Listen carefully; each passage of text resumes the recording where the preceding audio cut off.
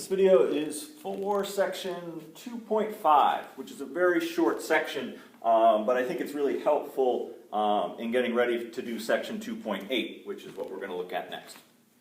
Okay, so the idea behind section 2.5 comes from solving equations by factoring, solving quadratic equations by factoring. So, for example, if we had an equation x squared plus 7x plus 10 equals 0, we can factor this as x plus 5 times x plus 2 equals 0, and then we set each of these factors equal to 0. And the reason why we do that is because we're multiplying these two numbers and getting an answer of 0. That means one of those two numbers has to be 0. Okay? So this says x equals negative 5. This one says x equals negative 2.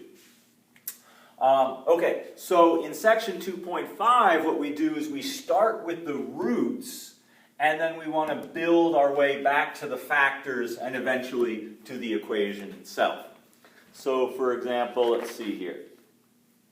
Problem 2 on page 110. Problem 2 says our roots are negative 2 and positive 7. So we have x equals negative 2 and x equals positive 7. So that means that we had x plus 2 equals 0 here and x minus 7 equals 0 here, which means that these were our original factors and that our original equation was, let's see, x squared minus 5x minus 14 equals 0. Okay, so there's one good example there. Let's see here. What else can we do here? Let's look at a different kind of example. So let's say our equation was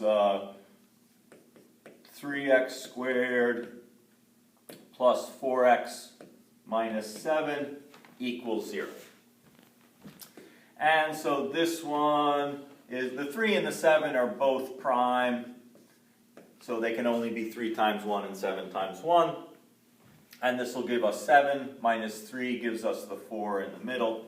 So there's our factorization, and we solve it the same way. X minus 1 is 0, so x equals 1. Here, 3x plus 7 equals 0, and we have to take an extra step here because there's a coefficient in front of the x, and so we get x equals negative 7/3. So, if we look at something like, let's say, problem number 6, also on page 110, problem number 6 gives us roots of x equals negative 4 and x equals 2/5. So, this one we've already talked about. This x plus 4 equals 0, so one of our factors will be x plus 4. Here, we would say 5x equals 2 by multiplying on both sides by 5, and then subtract 2 on both sides, and so the other factor is 5x minus 2, and that means our equation here is 5x squared, let's see, plus 20 minus 2, so plus 18x, and then minus 8 equals 0. So there's our equation for number 6. I'll run through a couple more examples here, just so that we get a sense of how this works, and like I said, we're going to make use of this process in section 2.8.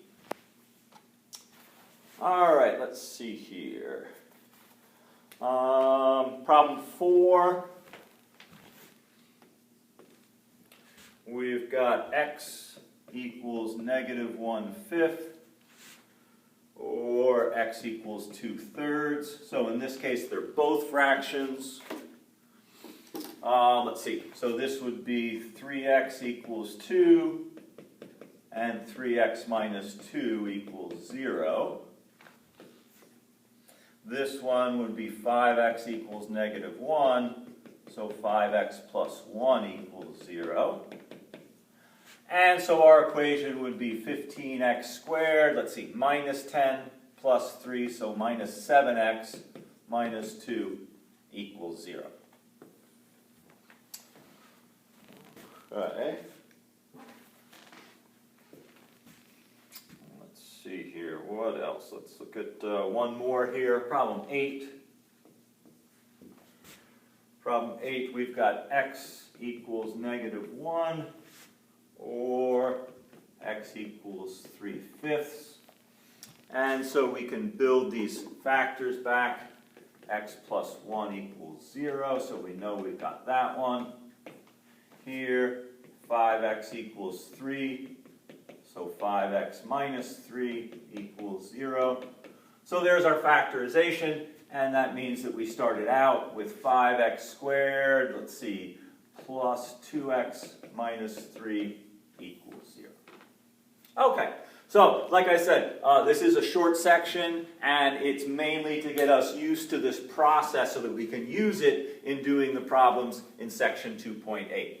So, as always, you'll have a brief quiz on this, and if you have any questions about it, please let me know.